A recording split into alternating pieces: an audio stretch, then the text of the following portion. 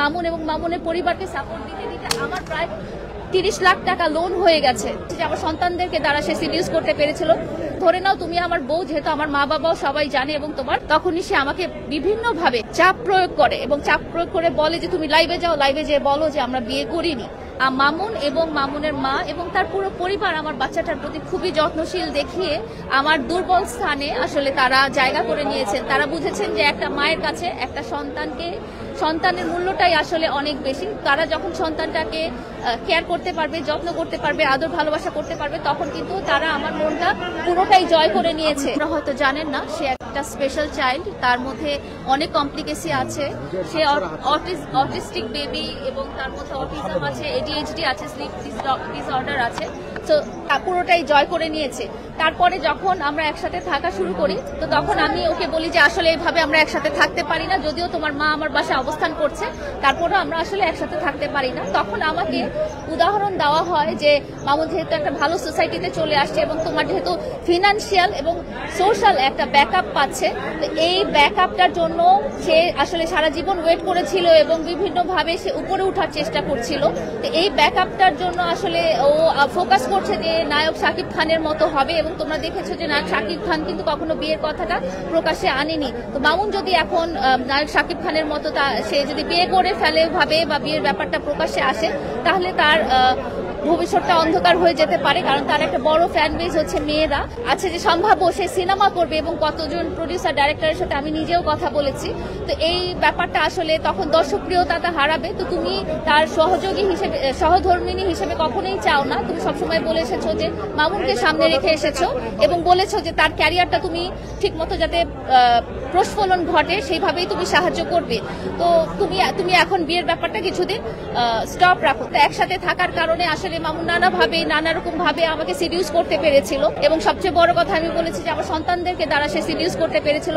তো আমি যদিও রাজি হচ্ছিলাম না, এই ব্যাপারটা আমার কাছে ভালো লাগছিল না, কিন্তু ও বারবার যেটা বলছিল যে মিডিয়াতেও সবসময় বলেছে যে আমরা বিয়ে করব, এবং শেষেও বলেছে আমাদের মারামারি ঘটনাতে সে বলেছে যে আমরা বিয়ে করব। আমি আগে অনেক বড় হয়েছে, আমাকে বলছিল সে আগে স্ট্যাবলিশ হয়নি, তার ফ্যামিলি যেহেতু স্ট্যাবলিশ হওয়া দরকার আছে, তাদেরও যেহেতু বাসস্থান নেই, এগুলো আগে স্ট্যাবলিশমেন্ট হয়ে নিলেই তারপরে আমরা বিয়ের ব্যাপারটা আমরা সোশ্যাল মিডিয়াতে আনবো, এবং তখনই আমরা বড় করে একটা বিয়ে শাদীর প্রোগ্রাম করবো। ধরে নাও তুমি আমার বউ, যেহেতু আমার মা বাবাও সবাই জানে এবং তোমার ফ্যামিলিরও সবাই জানে যে সে বারবার আমাকে নানাভাবে প্রেশারাইজ করতে থাকে। আপনারা দেখেছেন যে সে আমার কাছ থেকে নানা রকম প্রপার্টি জোর করে নিয়ে নেওয়ার ব্যবস্থা করে। মাঝে মাঝে সে রাগ করে চলে যায় যে একটা ল্যাপটপ না, একটা ম্যাকবুক না কিনে দিলে, বা একটা ড্রোন না কিনে দিলে, বা একটা এরকম মার্সিডিজ গাড়ি না কিনে, যেগুলো আমাদের লাইভেও আছে যথেষ্ট। আপনারা যদি 2022 সালের ভিডিওগুলো আমার এবং মামুনের লাইভগুলো দেখেন, সেখানে কথাবার্তা দেখবেন যে আমাদের সাথে সে মার্সিডিজ গাড়ির কথা বলে, বাড়ির কথা বলে। সমস্ত কিছু যখন তার হয়ে যায় এবং সে যখন তার গ্রামের বাড়িটি স্থাপনা করে, তখনই তার এবং তার পরিবারের আমি সুরটা একটু অন্যরকম দেখতে পাই। তাকে আমি বারবার বলতে থাকি, আমাকে দিয়ে যখনই দেখা যায় যে আমাদের দুজনকে নিয়ে ট্রোল করা হয়, তখনই সে আমাকে বিভিন্নভাবে চাপ প্রয়োগ করে এবং চাপ প্রয়োগ করে বলে যে তুমি লাইভে যাও, লাইভে যেয়ে বলো যে আমরা বিয়ে করিনি। এই কথাটা সে আমাকে দিয়ে বারবার প্রায় 10টা 15টা অনেকবার সে লাইভ করিয়েছে যে আমরা বিয়ে করিনি, এই কথাটা তুমি বারবার বলো। কিন্তু আমরা যেই সোসাইটিতে থাকছি সেখানে আমরা অবস্থান করেছিলাম একসাথে। শুধু মামুনই ছিল না, মামুনের আম্মু ছিল, অনেক সময় মামুনের বাবা ছিল, মামুনের ভাই ছিল, মামুনের বোন ছিল, এবং এমনকি মামুনের খালাও ছিল। এবং শুধু এটা না, আমরা যখন মামুনের থাকার ভাড়া বাসার কাছে যাই, মামুনের আম্মু আমাকে ভাড়াটে বা বাড়িওয়ালা বা সবাইকে আমাকে মামুনের স্ত্রী হিসেবে পরিচয় করিয়ে দেয়। এবং মামুনের যেসব আত্মীয় স্বজন আছে, আমরা রাঙামাটিতেও মামুনের নানু বাড়ি বা বাবার বাড়ি, খালার বাড়ি বেড়াতে গিয়েছিলাম, সেখানে সবখানেই আমাকে এবং মামুনকে হাজবেন্ড ওয়াইফ হিসেবে পরিচয় করিয়ে দেয়। তারপরে যখন গ্রামের বাড়িটা হলো, গ্রামের বাড়িতেও উনি সবার কাছে আমাকে মামুনের ওয়াইফ হিসেবে পরিচয় করিয়ে দেয়। আমি বুঝতে পারি যে আসলে তারা সত্যিকার ভাবে আমাকে তার স্ত্রী হিসেবে মনে করছে এবং সামাজিক ভাবে স্বীকৃতিটা দিবে। তাদের বাড়িটা হয়ে গেল, তখন তার সুর চেঞ্জ হয়ে গেল, এবং সে বলতে থাকলো, তার আম্মাও বলতে থাকলো যে আমাদের তো গ্রামের বাড়ি হয়েছে, কিন্তু ঢাকায় আমাদের কোনো বাড়ি নেই। তখন সে একটা বাড়ির জন্য বায়না ধরে এবং সে আমার বাড়িটা তার নামে লিখে দিতে বলে। কিন্তু যেহেতু আমার লাইফ পার্টনার আমাকে যেভাবে গাইড করেছে সোশ্যাল মিডিয়াতে, আপনারা তো জানেন যে সোশ্যাল মিডিয়াটা আসলে আমার জায়গা না, তো সোশ্যাল মিডিয়াতে সে বারবার বলেছে তুমি তোমার বাবার বাড়িটার কথা বলো না। তো আমি ওভাবেই বলেছি, আমি ওর গাইডেন্সেই বলেছি যে আমি আসলে বাবার বাড়িটার কথা সে বলেনি। অনেকটা টাইমে সে এমনও বলেছে যে তোমার বাবার বাড়িটা বিক্রি করে হলেও টাকা দিয়ে আমাকে গুলশান বা বাড়ি ধারায় একটা বাড়ি কিনে দাও। সে ওই সোশ্যাল স্ট্যাটাসটা রাখতে চেয়েছে, সে পুরান ঢাকায় বা পাড্ডাতে বা এরকম জায়গায় বাড়ি করতে চায় নাই। মামুন এবং মামুনের পরিবারকে সাপোর্ট দিতে দিতে আমার প্রায় 30 লাখ টাকা লোন হয়ে গেছে এবং 30 লাখ টাকা লোন হওয়ার পরও আমার বাচ্চাদের জন্য যত সঞ্চয় ছিল সবই আমি মামুন এবং মামুনের পরিবারের পিছনে সঞ্চয় খরচ করেছি, কারণ তারা আমাকে ওইভাবেই প্রলোভনটা দেখিয়েছে যে তোমাদের বিয়ে শাদী হয়ে গেলে তোমাদের বাচ্চা কাচ্চা তো তোমাদের সাথেই থাকবে এবং এটা তো তোমাদেরই হবে, এখানে তো আমি নিব না কিছু। তারপরে যখন হলো এরকম হওয়ার পরে সে আমার কাছে যখন বাড়িটা শেষ মুহূর্তে পেলো না পাওয়ার পরে সে দেখা গেল যে গাড়িটা বিক্রি করে দিল। তার যে গাড়িটা ছিল সেই গাড়িটা সে নিতে পারছিল না, গ্রামে চলার মতো না, সে গাড়িটা বিক্রি করে টাকাটা নিয়ে সে বললো যে সে চলে গেল এবং সে চলে যাওয়ার পরে আমাকে বললো যে আমি তোমাকে আর বিয়ে করবো না এবং তোমার সাথে আমার আর কোনো সম্পর্ক নাই। হ্যাঁ, তোমাকে আমি ভালোবেসেছি, তোমার সাথে আমি একসাথে থাকতে চেয়েছি, কিন্তু এখন এই মুহূর্তে আর এটা সম্ভব না। তো ও যখন চলে গেল, চলে যাওয়ার পরও আমি আপনারা নিজে সোশ্যাল মিডিয়াতে অনেকবার দেখেছেন যে আমি তার বাড়ি গিয়েছি, বাড়ি যেয়ে আমি তার কাছে আমার দাবিটা আদায় করার চেষ্টা করেছি। তার মার কাছে বলেছি, তার বাবার কাছে বলেছি, তার ভাই বোনদের কাছে বলেছি, আত্মীয় স্বজন সবার কাছে বলেছি, কিন্তু কেউ আমার পাশে ছিল না। সবাই যেটা বলেছে সেটা বলেছে যে তোমাকে এখন আমাদের আর দরকার নেই, কারণ মামুন এখন নিজে এস্টাবলিশ হয়ে গেছে এবং ওকে এস্টাবলিশ করার মতো ব্যাকআপ দেওয়ার জন্য একজন পাওয়া গেছে যে মামুনকে ফিউচারে বিজনেস করিয়ে দিবে এবং তাকে দাঁড় করিয়ে দিবে। পরবর্তীতে যখন আমি ওই ভদ্রলোকের সাথে যোগাযোগ করি তখন উনি বলেন যে দেখো তোমাদের তো বয়সের ডিফারেন্স আছে, এই আছে সেই আছে, মামুন তো এখন অল্প বয়সী মেয়েকে বিয়ে করবে, তোমাকে কেন বিয়ে করবে, ওর তো এখন কিছু নাই, ও তো সবই আছে, ও তো এস্টাবলিশ হয়ে গেছে। মামুনের সাথে আমি নানা রকম যোগাযোগ করার চেষ্টা করি। গত 3 মাস থেকে মামুন এবং মামুনের আব্বু আম্মু বা ভাই বোন সবার ফোনটাই আমার কাছে ব্লক ছিল। পরবর্তীতে মামলা আপোষ করার জন্য মামুন যখন আমাকে চাপ প্রয়োগ করে তখন একটা ফোন ওপেন করে। তো এখন আপনাদের কাছে প্রশ্ন হতে পারে যে আমি এত মাস পরে কেন আমি এই মামলাটা করলাম। এবং বয়স প্রায় আপনার বয়সের চাইতে মামুনের বয়সে অনেক ডিস্টেন্স, ঠিক আছে? সেক্ষেত্রে এই যে মামুনকে অনেকেই বলছে মামুনকে আপনি বিভিন্ন ট্র্যাপে ফেলে আপনার কাছে রেখেছেন এবং এই মামলা সেটার একটা প্রক্রিয়া।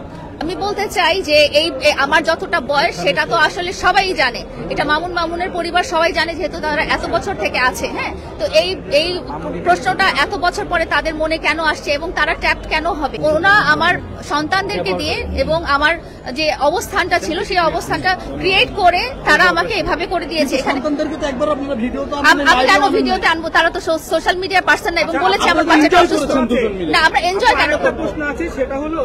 আমি এই মামলা আসলে একেবারে লাস্ট মোমেন্টে করেছি, এটা আমি কখনোই করতে চাইনি।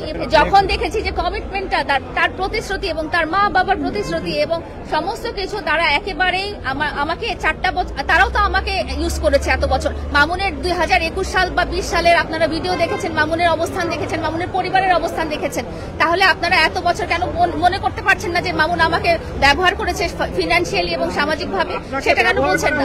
আমি তো ব্যবহার হয়েছি কারণ এখানে আমাকে একটা প্রতিশ্রুতি দেওয়া হয়েছে আর আমি তো ওকে ভালোবাসি, এই কথাটা তো আমি বলেছি। এখানে কিন্তু আমাকে একটা কমিটমেন্ট দেওয়া হয়েছে। আপনাদেরকে যেটা বলেছি যে আমাদেরকে কমিটমেন্ট দেওয়া হয়েছে, এই কমিটমেন্টের জন্যই থাকা। এই কমিটমেন্ট না থাকলে কিন্তু এই মামলাটাও আসতো না। এতদিন যাবত লিভ টুগেদার করলেন, এটি কি বাংলাদেশের এখানে এটা পরিবারের সম্মতিতেই আমরা থেকেছি।